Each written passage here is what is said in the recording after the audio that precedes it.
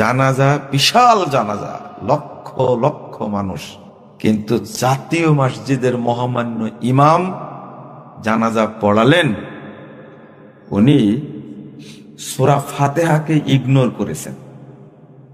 সূরা ফাতিহা পড়তে হবে জানাজাতে। যে ব্যক্তি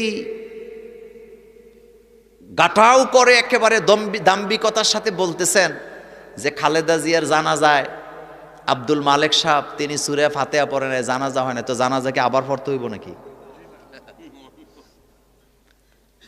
বাংলাদেশ নয়, সারা পৃথিবীতে হানাফি মাযহাবের অনুসারী কম না বেশি? তো জানাজায় তো ফাতিহা পড়ি না, তো আমাদের জানাজা সব বাদ গেছে। এবার আপনি সব দায়িত্ব নিয়ে আমাদের জন্য আবার জানাজা পড়ান। আরে ভাই, কার জানাজা হয় নাই কারটা হইছে এই একান্ত জানে কে? আপনার নামাজ হয় না এই কথা বলার অধিকার আমার আছে? আপনার রোজা হয় না এই কথা বলার অধিকার আমার আছে? আমারটা হয় কি না হয় এটা জানেন কে? আল্লাহ। তবে অহংকার করেন না, কারণ যার ভিতরে যারা পরিমাণ অহংকার থাকে, কিবির থাকে, এই লোক আল্লাহর জান্নাতে যেতে পারবে না। এই যে খালেদা জিয়া মারা গেছে, দোয়া আপনার জীবনে, আপনার যদ্দূর বয়স হয়েছে, আপনি দল যেটা ইচ্ছে সেটা করেন, এটা আপনার বিষয়, কিন্তু আপনার জীবনে আপনি বাংলাদেশে আপনি যাদেরকে দেখছেন মারা যাওয়ার পরে এত দোয়া, এত মানুষের আবেগ আপনি আর কারোর মধ্যে দেখছেন নি? এটা ওনার কর্মের কারণে। কিসের কারণ?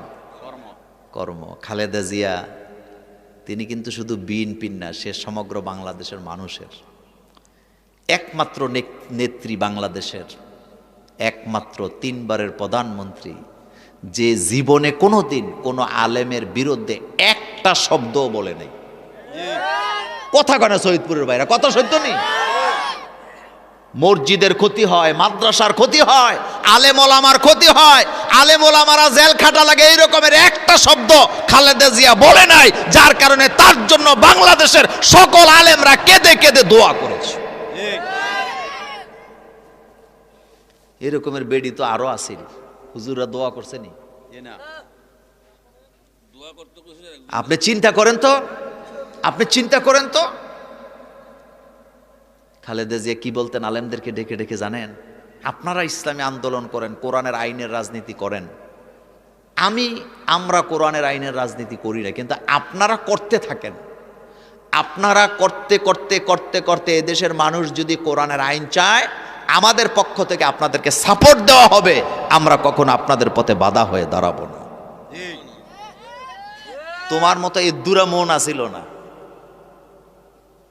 কারণ তিনি ছিলেন শহীদ প্রেসিডেন্ট জিয়াউর রহমানের স্ত্রী। মিজানুর রহমান আজহারির মতো আলেম, যারে সারা দুনিয়া চিনে, লাশ কান্দে লইছেনি। মাওলানা মামুনুল হকের মতো আলেম, সাইকুল হাদিস, ইবনে সাইকুল হাদিস, তার বাপও ছিল শাইখুল হাদিস, তিনিও শাইখুল হাদিস, তিনিও খালেদা জিয়ার লাশ কান্দে নিছে। শায়েখ আহমদুল্লাহ গেছেনি জানাজায়? লাশের কাছে গেছেনি? গেছে।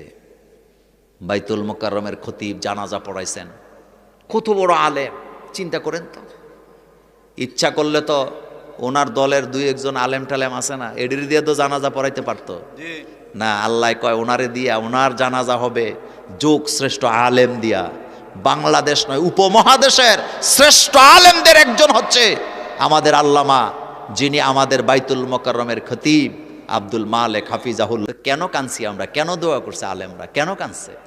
কারণ একটাই, তিনি ইসলামের কোনো ক্ষতি করে নাই। আপনি বলে, আপনি শুনছেন কোনোদিন? তিনি কি ভারতকে খুশি করার জন্য বাংলাদেশের আলেমরে জঙ্গি বানাইছে? একটা প্রমাণ কেউ দিতে পারবেন? তো দোয়া তো তার জন্যই হবে। আপনি ভালো কাজ করবেন, আপনি মরে গেলে মানুষ দোয়া করবে। আবার ইদানিং দেখি এই লোক তো সেই লোকেরা যারা আব্দুল মালেক সাহেবকে যখন বাইতুল মুকাররমের খতিব নিয়োগ দেওয়া হয়েছে, তারা তখন বিরোধিতা করছে। করছেনি? কথা বলেন, করছেনি? এখন আবার খালেদা জিয়ার মতো নেত্রীর জানাজায় তিনি ইমামতি করলেন, সূরা ফাতিহা পড়ছে কিনা পড়ে না এটা নিয়ে ধাক্কা থেকে কইরা তাদেরকে যারা বাতিল বলে, তাদের উদ্দেশ্য কিন্তু ভালো না। তারা তো সেই লোক, যেই লোকেরা বাংলাদেশে কোরআনের আইন চলুক, কোরআনের আইন বাস্তবায়ন হোক, এই ব্যাপারে তাদের কোনো ভূমিকাই নাই। কথা সত্য নেই?